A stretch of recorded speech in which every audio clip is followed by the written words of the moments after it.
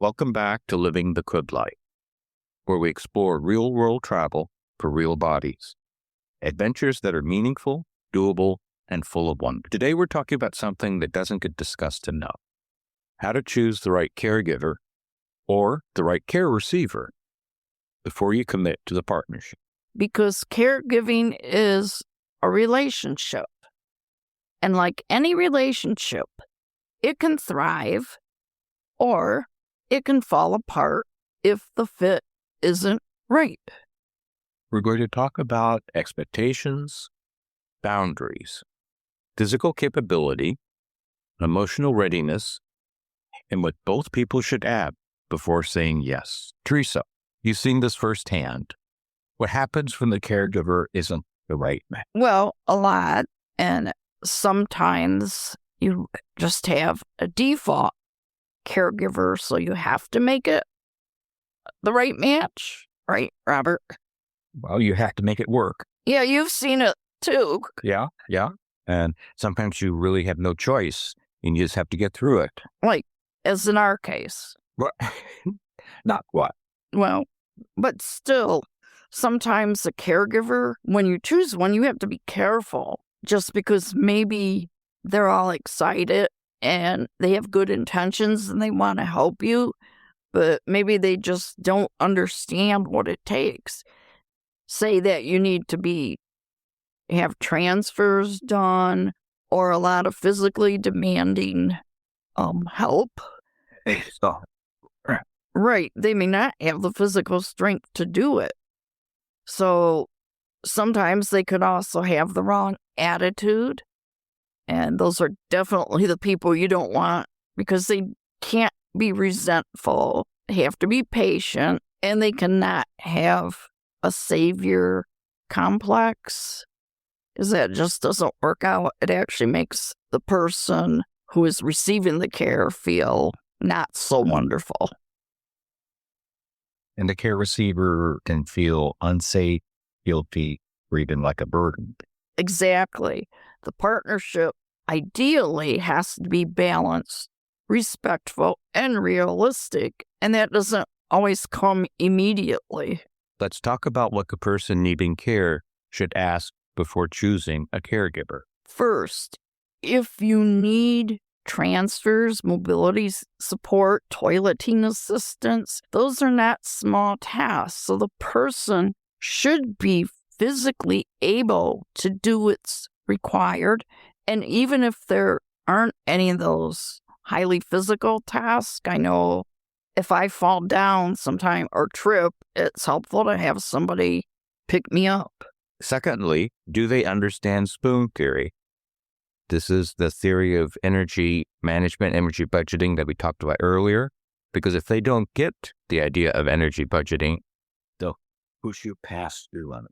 Right, we're going to talk a little bit more about spoon theory later in this session, because we found it something that really works and it's practical. Third, do they communicate well? You need someone who listens, doesn't take things personally, and doesn't guilt trip you. Or do they respect autonomy? A caregiver should support independence, not override it. Exactly. And then finally, do they have the emotional bandwidth? Caregiving requires patience, flexibility, and resilience. And it's not just the care receiver who should ask. The caregiver also needs to ask some questions. Now let's look at what should caregiver ask themselves. First, this matches what the recipient should ask. If you want to be a caregiver, you need to ask, am I physically capable of this? If you can't safely lift, transfer, or support mobility, you shouldn't take the role. And of course, it depends on the person you are helping with caregiving. Second, do I have the right temperament? Caregiving is not for people to get easily frustrated or overwhelmed. Third, do I understand the duties required? Things like ADLs, and that's activities of daily living, medication routines, travel, logistics, It's real work. Or do I have enough spoons myself? Caregivers can burn out fast if they don't manage their own energy. Right. And finally, can I communicate honestly? You need to be able to say, I need help, I'm tired, or I can't do this safely. Let's look at travel now. Travel adds a whole new layer. Oh, that even for people without any kind of disability or body disruption, that's always true. Travel requires physical stamina, patience, problem solving, and the ability to adapt when things go sideways. Care receivers should ask, can this person handle airport stress? Can they manage mobility equipment? Do they stay calm when plans change?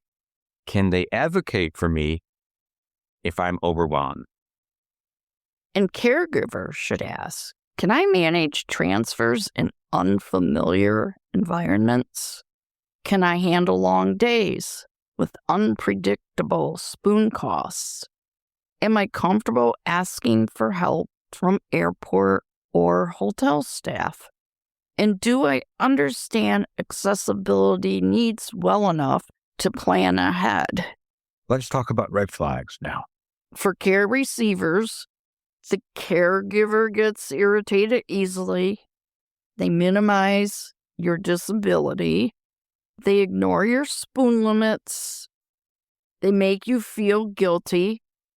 They don't follow instructions, or they totally forget their duties, or they're physically unable to help you safely. For caregivers, the care receiver expects you to be available 24/7. They don't communicate their needs. They refuse adaptive tools. They ignore your boundaries. They expect you to just know what they need. And really, it is like a job. It's like going to an interview. I highly recommend, especially if we're going to travel, do a short day. Or even if you're not traveling, just spend a day with them at home and see what it's like. And if you can't do it, you would know from the start. And that works better for both people involved. That sounds like a good idea.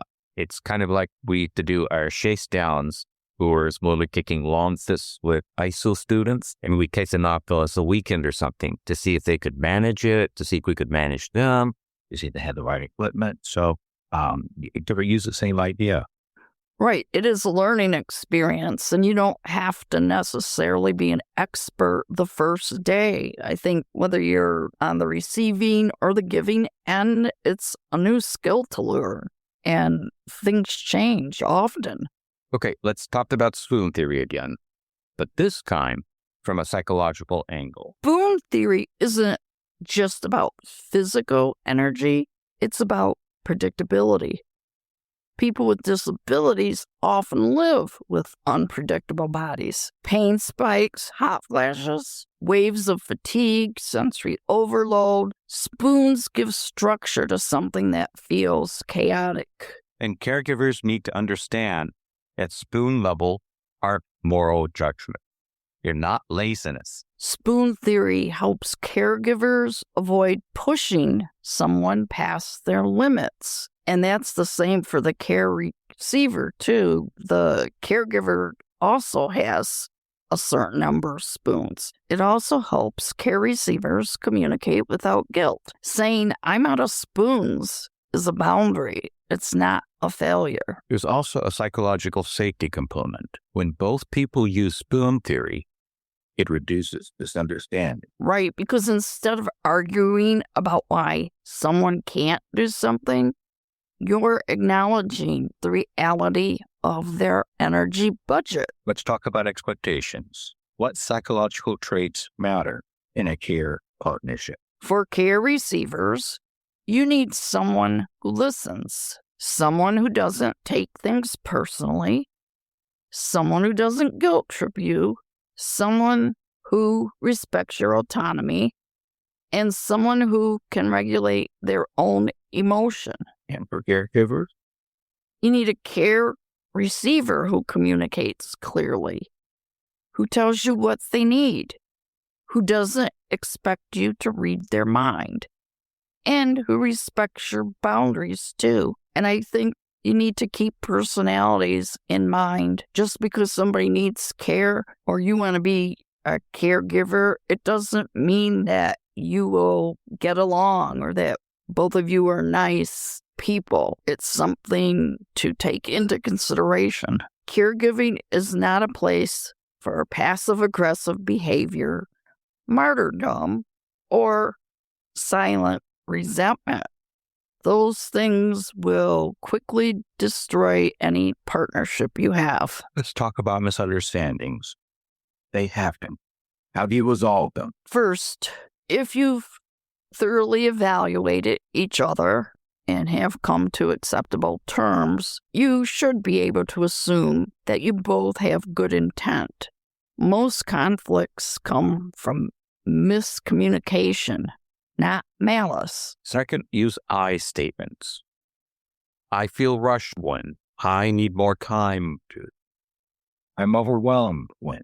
And third, back to the spoons. Check the spoon levels of both people before discussing anything emotional. If either person is out of spoons, the conversation will go badly. Or clarify duties. A lot of conflict comes from mismatched expectation. And fifth, schedule check-ins. Once a week, sit down and ask, what's working? What's not? What needs to be adjusted? And what do we need more support with? Care partnerships thrive when communication is proactive and not reactive. And keep in mind, you may have more than one caregiver. And the same if you are a caregiver, maybe you care for other people a few days a week or once a month, or you just help out. Let's give our listeners some best practices. For care receivers, be honest about your needs. You can't expect your caregiver to magically know what you need. And I think that's especially true with people who have invisible disabilities. Don't minimize your disability and don't push yourself to make the caregiver comfortable. Although on the other hand, if you've talked this out, you shouldn't push your caregiver either. Respect your boundaries and their boundaries and communicate spoon levels early in the day. For caregivers, learn the person's patterns. Ask before helping. Don't assume. Keep instructions simple and call. Don't rush. Take breaks. Advocate when needed, but don't override the timing. And for both, it's helpful to build routines, celebrate even small wins, laugh together, take rest without feeling guilty, and remember that you are a team. Care relationships are. Care partnerships succeed when both people choose each other intentionally, communicate honestly, and respect each other's limits. And when misunderstandings happen, as they always do, you resolve them with compassion, clarity, and a shared understanding of spoon limits. Thanks for joining us for our discussion of caregiving. We'll see you next time. And next time, we will be delving into traveling with a caregiver and go more into helpful tips for doing that. See you next week.